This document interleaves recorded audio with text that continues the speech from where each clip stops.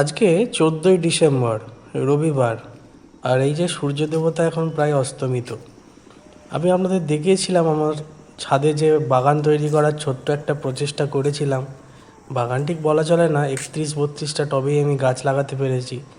সেগুলো আজকে কী পর্যায়ে আছে সেটা আপনাদের সাথে একটু শেয়ার করি। এটা খুবই খুশি হয়ে শেয়ার করছি, কারণ আপনারা ফুল দেখে বুঝতে পারছেন কি বিশাল পরিমাণে ফুল এবছরে আমি ফলাতে পেরেছি। লোকের দেখি যেখানেই গাছ লাগায় সেখানেই কোনো পরিচর্যা ছাড়াই কত ভালো গাছ হয়।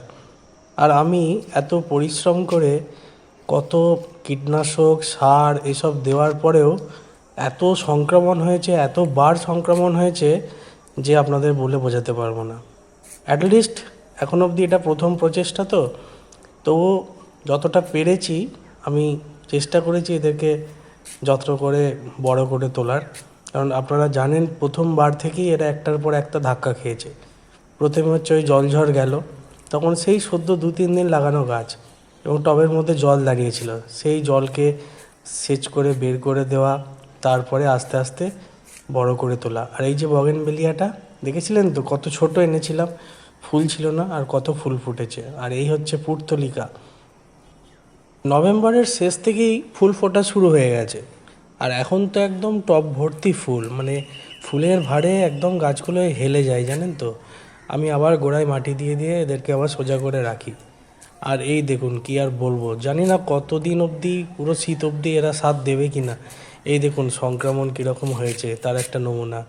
পুরো গাছের পাতাগুলো না পুরো ঝেল্লা বের করে দিয়েছে, কুঁড়িগুলো অবধিকে খেয়েছে জানেন, কুঁড়িগুলো কালো করে দিয়েছে পুরো।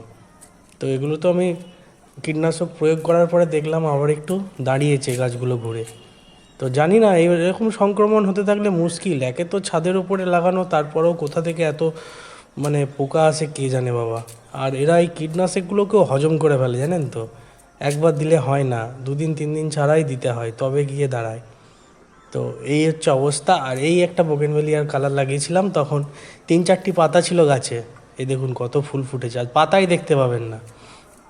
তো আমি খুব খুশি জানেন তো, এবারে প্রথম চেষ্টাতেই মোটামুটি গাছ ভর্তি ফুল হয়েছে। তো এবার আস্তে আস্তে আমি আরও টব বাড়াবো। ছাদে আমার অনেকখানি জায়গা রয়েছে, তো সেখানে আরও অনেক গাছ লাগানো যেতে পারে।